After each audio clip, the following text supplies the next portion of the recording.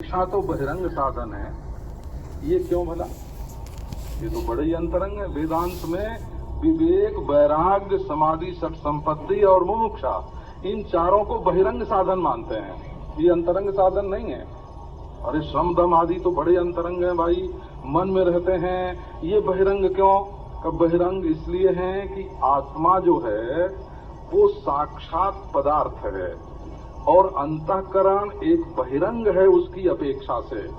तो अंतःकरण की शुद्धि के लिए जो साधन होते हैं वो बहिरंग होते हैं, और तत्पदार्थ त्वम पदार्थ के शोधन के लिए जो साधन होते हैं वो अंतरंग होते हैं। तो वेदांत में श्रवण, मनन, निधि, ध्यान ये अंतरंग साधन होते हैं, और सम दम आदि जो हैं ये बहिरंग साधन होते हैं। अब महाराज पंचायती दुनिया में जो सब लोगों के काम आवे, हमको तो ऐसा साधन चाहिए सार्वजनिक का, बहुत बढ़िया, आप पंचायती साधन करिए।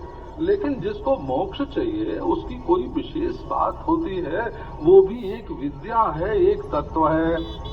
तो गुरु की शरण ग्रहण करे किसके लिए? का आत्मलब्धे, आत्मा का साक्षात्कार करने के लिए।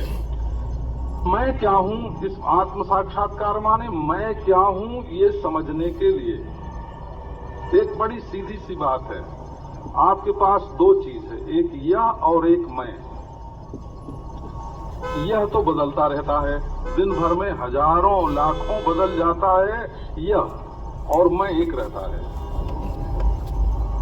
अच्छा जी, तो आपको परमात्मा को जब पाना है तो आप लाखों बदलने वाले यह में पाना चाहते हैं कि हमेशा एक रहने वाले मैं में पाना चाहते हैं?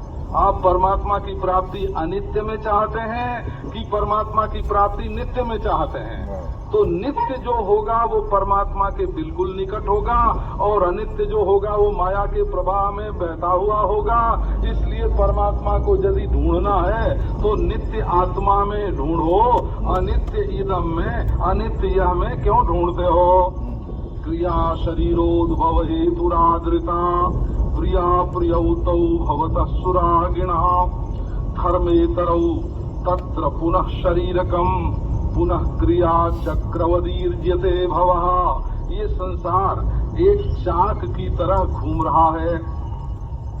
ये क्योंकि क्रिया हो रही है, क्रिया नहीं हो तो शरीर नहीं होगा।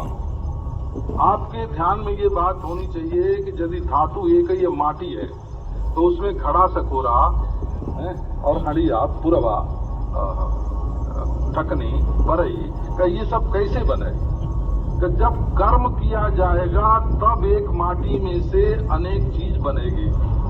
तो चाहे एक प्रकृति हो, चाहे एक परमेश्वर हो, चाहे पंचभूत हो, जब करोड़ों करोड़ों अरबों अरबों चीजें बन रही हैं तो वो कर्म से बन रही हैं, बिना कर्म के नहीं बन रही हैं।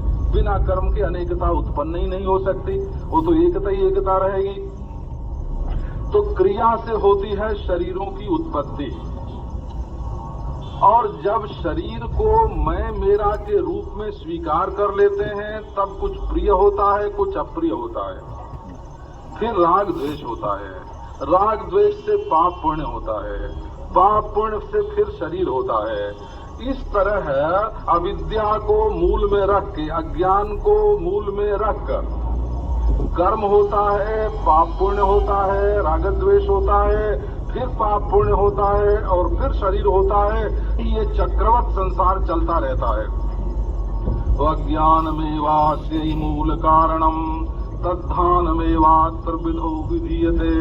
ये जो वेदांत विद्या है ये शरीर काटने के लिए नहीं है, ये शरीर की प्रियता अप्रियता काटने के लिए भी नहीं है, ये वासना काटने के लिए नहीं है। ये जो मूल जड़ है अज्ञान, उस अज्ञान को काटने के लिए है।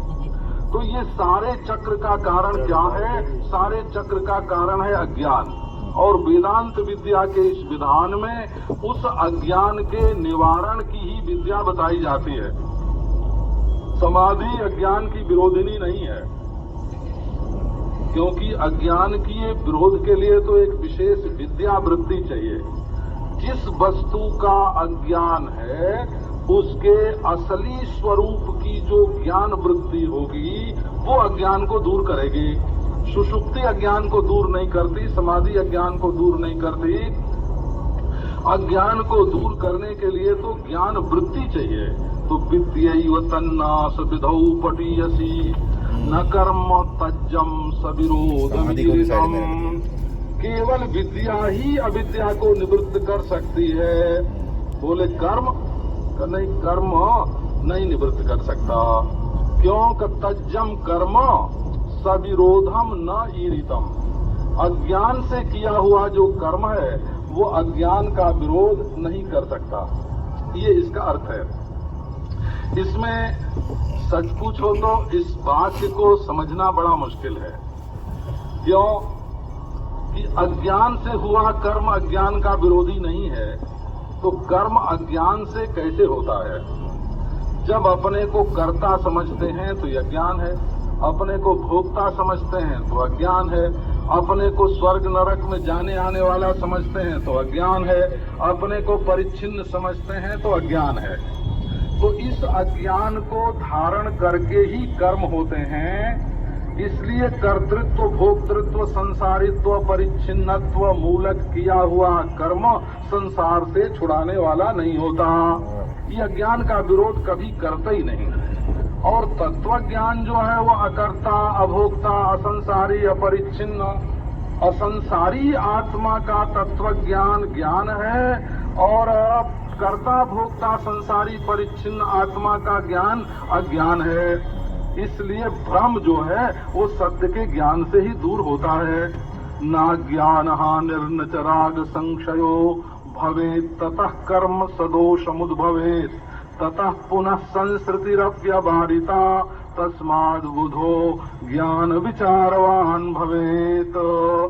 कर्म से अज्ञान नहीं मिटता है, बल्कि कर्म से थक जाने के बाद अज्ञान दशा प्यारी लगने लगती है कि हम बेहोशी में चले जाएं। और सोकर उठने से कोई कर्म न होता हो सो भी नहीं है।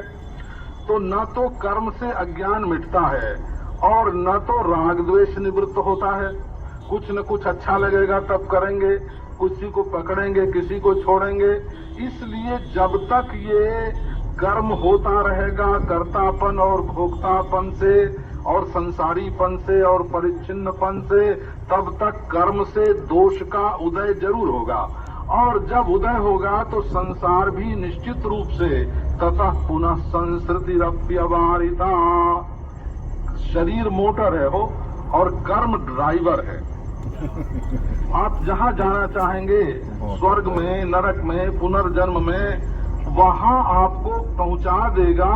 कर्म तो जीव को पकड़ करके वहाँ पहुँचा देता है जहाँ पहुँचने की उसकी वासना होती है। तो संसार जरूर मिलेगा। इसलिए मनुष्य को समझदार होना आवश्यक है। वेदांत विद्या जो है ये बिल्कुल पक्की बात है कि दुनिया के किसी भी मजहब ने ज्ञान का, बुद्धि का इतना महत्व स्वीकार किए ही नहीं है।